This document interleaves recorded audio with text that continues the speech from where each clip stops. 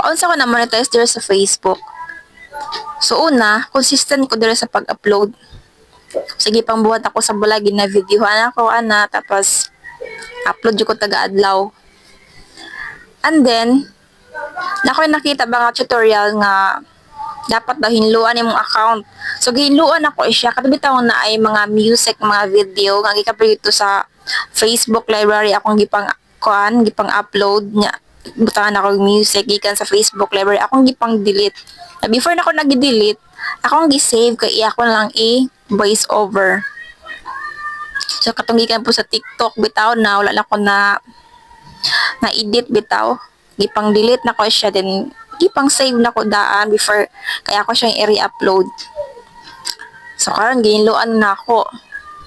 And then pag human akong hinlo, nag-report a problem ko. Nag-report a problem. So manimit nga dugay man ako dugay man po ni mag-monetize diri na nga successful mo ko sa pag-upload. Okay. Report a problem ko. Pag human ako report a problem, wala pa isa kasi man invite na ako sa compensation, no? So, i-try ninyo guys. Kaya mo yun akong na-experience diri.